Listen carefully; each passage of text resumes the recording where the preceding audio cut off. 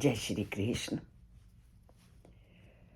परिवार के वयोवृद्धों का नाश हो जाने पर सभी कुल धर्म, जाति धर्म, सभी नियम, मान्यताएं, रीति रिवाज को बताने वाला जब कोई नहीं होता तो धर्म का नाश होता है, जातियां लुप्त हो जाती हैं, आदर्श लुप्त हो जाते हैं और अनेक प्रकार की वर्ण संकर समाज में उत्पन्न हो जाते हैं।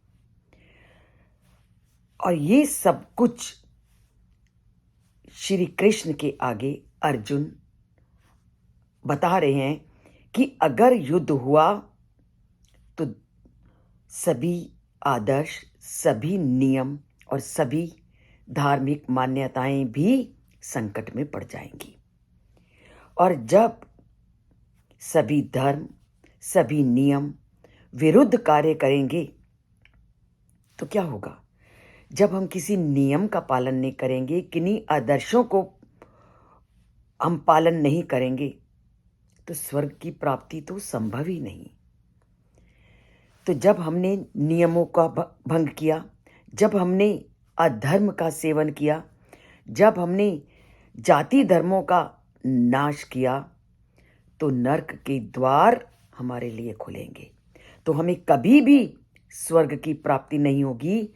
तो युद्ध किस दृष्टि से श्रेयस्कर है, ये जनार्दन मुझे बताओ।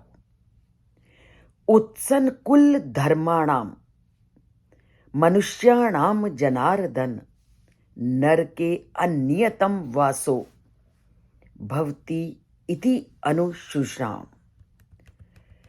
हे जनार्दन, मैंने गुरुजनों से सुना है, अर्जुन ने अभी तक श्री कृष्ण के आगे जो भी अपने विचारों को रखा है, जो भी अपने मन में की उथल पुथल को रखा है, उसका निचोड़ उनको बताते हुए कहते हैं कि मैंने जो तुम्हें ये सारी बातें बताई, ये सभी बातें मैंने भी अपने गुरुजनों से सुना है और मैंने ये सभी बातें शास्त्रों के अध्ययन के माध्यम से जाना है कि ऐसे ऐसे अगर युद्ध होता है तो युद्ध के ये दुष्परिणाम निकलते हैं।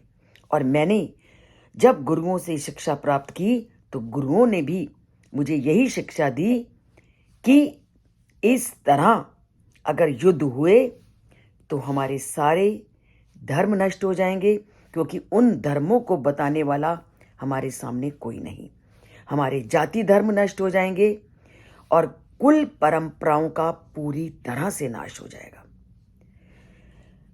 जब सभी धर्म नष्ट हो गए, कुल धर्म नष्ट हो गए, सभी परंपराएं नष्ट हो गई तो अनिश्चित काल के लिए नरक में हमें डाल दिया जाएगा। तो नरक में अगर हमारा वास है इस युद्ध करने से, तो ही जनार्दन इस युद्ध को हम क्यों करें? अर्जुन ने इन 4-5 श्लोकों में अपने तर्कों को अपने निजी अनुभव तथा आचार्यों से जो सुन रखा है उसके आधार पर प्रस्तुत किया। हमने 4-5 श्लोकों में अर्जुन के मन में उठने वाले भावों को जाना कि युद्ध होगा तो हमारे पूर्वज चले जाएंगे, हमारे पितामह चले जाएंगे। जब पितामह नहीं होंगे तो परिवार को कैसे हम नियमानुसार चलाएं, कैसे हम परंपराओं का पालन करें, कैसे जाति धर्म को अपनाएं, इनको बताने वाला हमें कोई नहीं होगा। और ये मैंने अपने गुरुओं से भी सुना है और मैंने अपने आचार्यों से भी सुना है और मैंने पढ़ा भी है।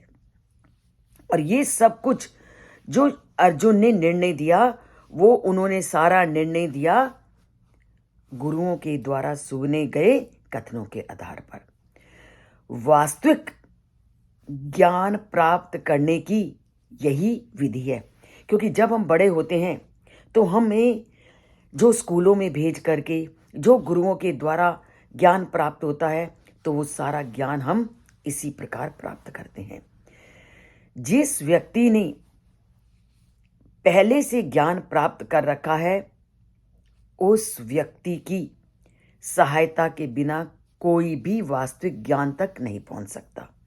अर्थात ये जो ज्ञान होता है यह एक पीढ़ी से दूसरी पीढ़ी तक चलता रहता है। और ये जो मैंने तुम्हारे सामने बातें रखी कि जब जब युद्ध हुए हैं तो समाज में ऐसी ऐसी परिस्थितियां आई हैं, ये मैंने अनुभव भी किया, मैंने जाना भी, मैंने शास्त्रों से भी सुना और मैंने अपने गुरुजनों से जो विद्या प्राप्त की वो तुम्हें बताया। और ये हम सब जानते हैं, जो हम पढ़ते हैं, जो अपने बड़ों से सुनते हैं, उसी का पालन हम सब लोग आगे करते हैं। तो बड़ों की जो भूमिका है वो मानव जीवन में एक महत्वपूर्ण भूमिका निभाती है। तो व्यक्ति की जो हमारे बड़े बूढ़े हैं उनकी सहायता के बिना कोई भी वास्तविक ज्ञान तक नहीं पहुंच सकता।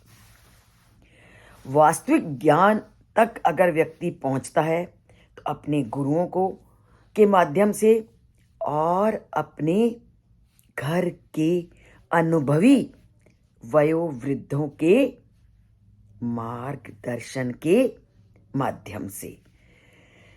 तो वर्ण आश्रम धर्म की एक पद्धति के अनुसार मृत्यु के पहले मनुष्य की पाप कर्मों के लिए प्रायश्चित करना होता है और जो पाप आत्मा उसे इस विधि का अवश्य उपयोग करना सिखाती है।